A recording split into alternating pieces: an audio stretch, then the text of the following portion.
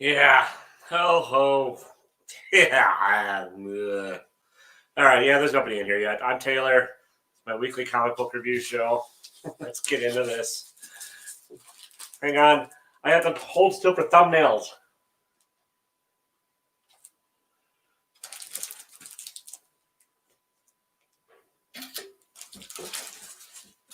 That's some sheer artistry right there. All right. Yeah, I'm Taylor. I review comics. This is my comics of the week for 12/23/20. I go from worst to best. So let's get into it. DC.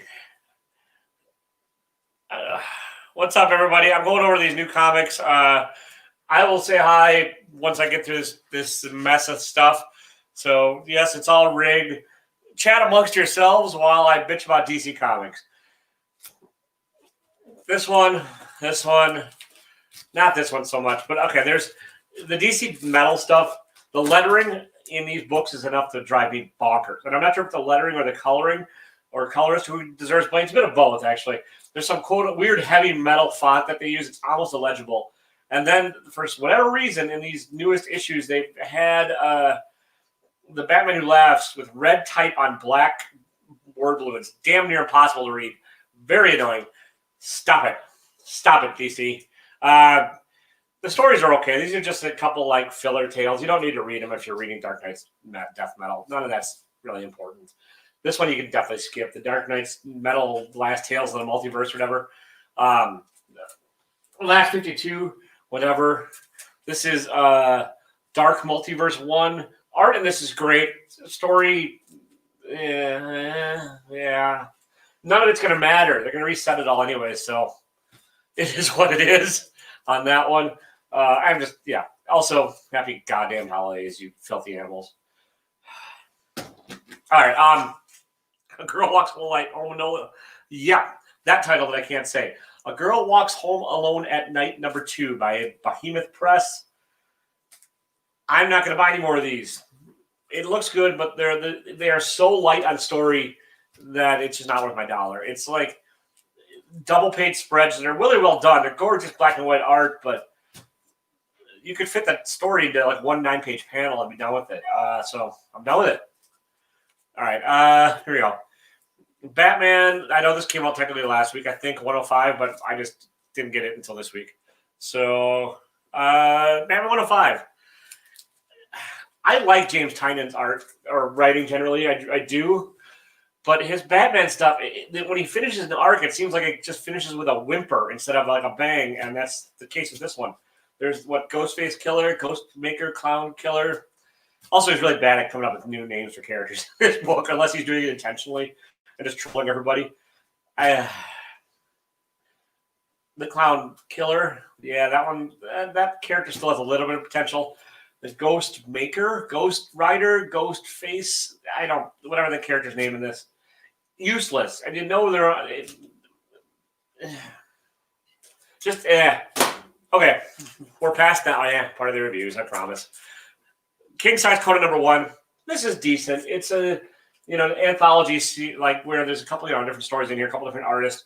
The first one sort of ties into apparently the first Conan Marvel did. Linwood's on the art, reminds you a lot of Barry Windsor Smith, who did the art on the original first issue of Conan. There's an Eastman story in there from Turtles, probably our least favorite of the bunch. Eastman's art just doesn't seem to fit Conan. But not bad, though. Decent cover. If you're a Conan fan, you'll probably enjoy this. If not, I see what they're trying to do. They're trying to sort of get folks into Conan. I don't know if it'll work. I kind of doubt it, but, whatever. Not horrible. Here we go. This one's okay too. This is the sort of origin or filling in the story of Superboy Prime, who just is a sad, lonely little shit. They spread that out into a full issue. Same crap ass typography issues and same awful lettering as the other ones I talked about earlier. The story's a little better though. It's Jeff Johns and Snyder, I think, are doing the story. Yeah, Snyder and Johns. And it's just kind of a sad, lonely Superboy that wanted the world to stay innocent and pure and didn't, so he became kind of a bitchy villain. And this is his chance to sort of redeem himself and still be like a kind of little little snot about it in some ways, but not horrible, not fantastic. Bounty Hunters, Star Wars Bounty Hunters number 8. I've not been reading this series. I just picked it up on a whim because I thought it was a light week. It is kind of a light week. This is not bad. I can't remember any of the names, and like when people other than Lucas make up Star Wars names, they're just not memorable to me generally. There's like Lance Bigotry or Han Gromo and Freight Brigand and Twat Sickle. But the main character is interesting, at least a kind of a bastardized cyborgy bounty hunter. Everyone's after him. The plot's pretty basic, but it's not bad. It's enjoyable. All right, White Knight, Batman, Harley Quinn. DC's titles still drive me bonkers. They're like the longest damn things ever. Harley Quinn, alternate universe. Katana Collins and Sean Murphy. Katana Collins, I think, is doing most of this. Sean Murphy probably just did maybe an outline or consulting on it. Matteo Scalero doing the art. I love the art. I love Matteo Scalero. He did Black Science with Remender, which I've not read a lot of. I read the first couple, and I need to keep going on it. It's great. I like Harley in this a lot. It's kind of Harley as a psychologist, and it's an alternate take on her and stuff. It's pretty enjoyable. It's a murder mystery-ish. And yeah, I mean, I've not read the other White Knight stuff either, so like I don't know what's really going on in the universe. You don't really need to. It's just fun enough where you can continue on with it, and it's a decent story. It kind of reminds me of like a Batman Adventures story. It's not as crazy dark and stuff as I thought it would be, given that it's it's whatever the label is, Black Label. But it's worth picking up, I think, if you like it, or just wait till trade. Dark Interlude number 2 by Vault. It's a dinosaur. No, possibly a Durek. Anyways, I'll talk to you guys in a minute, everybody. Sorry. Dark Interlude number 2.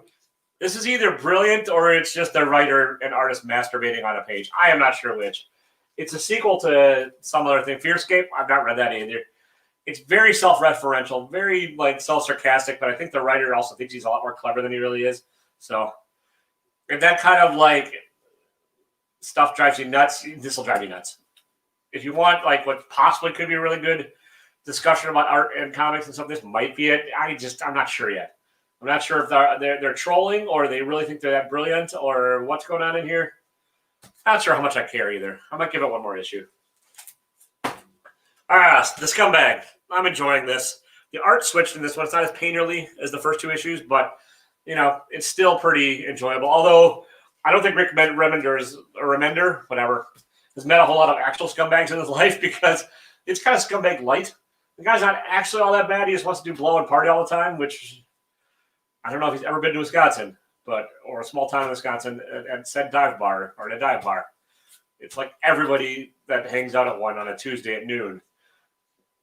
Kind of the main character. Not necessarily scumbags, but not far off, I guess. So it's an enjoyable thing. I could see this making a fun show if they did it right, but I don't think they'll do it right as a TV series. But as a comic, it's pretty enjoyable. And Unkindness of Ravens number 4. These covers drive me a little nuts because it's hard to tell what's going on in the story. High school angst, still not sure exactly what's going on. Missing girl that might or might not actually be the main character. There's witches that turn into ravens, and then there's an old family of wealthy people on the other side, and there's drama. This is sort of a filler drama. You're still not getting into resolution, but it's pretty interesting. I'm going to keep reading this. I think there's only like 1 or 2 more issues, at least in this first arc. I'm not sure if it's a mini or if it's done after this, but yeah, it's fairly enjoyable. All right, so here we get to they're all flying. Bags sliding off the table because I'm a pro and I stack it as well. All right, Shadow Service number 5. I'm really enjoying this series. It's it's okay, sort of a female, like naturally gifted magician / detective, and trapped in a world where she's working for M666, I think in Britain, and trying to solve the world's evils. But she's also just has her own agenda and trying to save people. It's a good series. If you like Constantine or Zatanna or any of those kind of like darker DC, especially like magic stuff, you'll probably enjoy this. So give it a whirl. King in Black number 2. This entire issue is just a lead up to the last panel on the last page of the issue. But it's well done. I've heard some people say it's a bit of a lull and like complain it's not quite as action packed as the first one. I think it kind of had to be this. I'm enjoying what Donny Cates is doing in this. I really like it. I don't want to spoil anything for it. So if you're not reading it, you give it a whirl before somebody else spoils what happens in it. I pick it up. It's nice. Stegman's art's great. Like what they do with some of the characters and stuff. There's a little like gaps in logic as far as like why some heroes and stuff are not participating and et cetera, et cetera. And there's a lot of stuff that happens off panel in it that's a little bit like, that would have been fun to see. But I get why they're doing what they're doing. I like it. Pick it up. Okay. There's some gaps in logic in this bad boy too, but I really enjoyed it. Star Wars Adventure Smugglers Run. It's hard to get the character of Han Solo right in tone, I think. They either like go too far to like the bastard or to go too far to like the noble hero. This one I think actually sets the tone pretty well of the balance of like the guy that wants to just be a whole cold-hearted smuggler but ends up having a little bit of a conscience and stuff. The plot, the rebels are just dumb. Like they're always written stupidly and they're always like they have the worst plans. It's like everything the rebels do always hinges around one person. It's not always the same one person, but if that one person gets captured, the entire rebellion's done. Or it seems to always hinge around like one idiot individual that gets themselves captured or whatever. It's that in here, but it's interesting enough and it's pretty well done. And I really enjoyed, like I said, the characterization of Solo. I'll give this one, another read. All right, these last two could be both fight for the book of the week. This is the B cover for Department of Truth number 4. The media, people. It's all the media. They control us. Every conspiracy is real. But who's controlling the media? And who's feeding them all these conspiracies? I've been enjoying the hell out of this book. It's great. It's dark. It's twisted. The art's fantastic, especially if you like Sienkiewicz is like stuff on like, say, the Electrica. Or words, they fail me, folks. The Electra, miniseries he did. And some of his later stuff when he was a little more crazy and stuff, not his early, under control tame Moon Knight art, but later Bill Sienkiewicz art. You'll like this. If you're not reading it, pick it up. It's fucking great. I mean, it's evil, it's relevant time-wise, it's everything I want it to be in a comic. And then this one is my surprise of the week. It's the picture of everything else. This is Oscar Wilde-ish related, which I've never read, so bear that in mind. But the portrait of Dorian Gray, where like the picture gets older, and then the person gets younger, or vice versa. That story. There's an artist in here that actually has some powers of like whatever he paints has like real life implications, and there's the two bumbling-ish kind of turn of the century artists, social butterflies, thieves, whatever they are, that kind of get caught up in this. It's fun. The art is light and kind of airy, which is kind of interesting because it belies the whole like horror tone of the thing. There's some kind of brutal stuff happens, but it kind of happens in a cartoony way. I get it. Comics are cartoony, but you know what I'm saying. It's not the strictly dark, grim like version of illustrations that a lot of horror books have. It's really good. It's my surprise of the week, at least, and it's going to be my probably favorite book of the week. So there you go. Happy holidays, you filthy animals. I'm here. Let's see who we got that's still watching. DJ, the cover collector, Ferg, you did not win anything yet. You probably will if you entered my 500 follower giveaway, which today's the last day to do it, so get on that. Mortal Biggie Shack, welcome, sir. It is a diamond. Look at this. This is Frank, Incense, and Myrrh or something. Twat Sickle is it? Yeah, see, Twat Sickle should be like a C-3PO type droid. Slim, good seeing you. Super Jesse, how are you? Slide it up. Who else we got? James Willie and Painted Pages and Professor Comics and Les Carusius. Welcome everybody. And Jamie and Tacoma, how are y'all? Yeah, I kind of I do these live because I got lazy, but I also want to like just bang through the reviews. So if you missed them, just watch it on the rewind. It'll tell you what I thought of the books. And I am doing today's the last day you can enter my 500 follower giveaway. I'm shutting off the comments at midnight. I'm going to record everybody do it. You're not winning shit tonight because it's Christmas Eve and I'm lazy and I have to organize it. But And then you have to show up for the live video, which will probably be in like 2 weeks from now. I'll get it scheduled. It'll be notified. If you sign up for the little notification bell, you get notified and stuff. Winner is going to have to be there. But you can win stuff like Man Thing #1 from James Willie. Or I think it's Black Panther 137, the slab Chichetto cover from Slotted Up. Or one of the Infinity ones from DJ. If he's in here, he might be able to tell you what issue it is. It's a Thanos Legacy, maybe #1. I can't remember. And or this, some idiot drew Batman. So yeah, you got till midnight to watch my video. It's 2 or 3 videos back now. I know. I just keep making content. I keep rolling. So go watch it. Go follow the instructions. You can win some shit. So yeah, that's a Man Thing too. Yeah, I bet you do love a Man Thing, DJ. Nope. Pause. Thanks, Scott. Appreciate it. And Thanos Prime #1. There we go. Also, if you didn't get what you want for Christmas or whatever, I still have these 3 for sale. Daredevil, Elektra, Mandalorian, and Mr. Miracle. They're 125 each shipped. They're 11 by 14 originals on watercolor paper. It's actually watered down acrylics, but mixed media and stuff. But archival paper, most archival materials. So, yeah, that's I don't know. What are you guys up to tonight? Batman. Okay, well, yeah, Slotted Up's claiming it, so you're gonna have to fight him for the Batman. Tupac Bryant, yeah.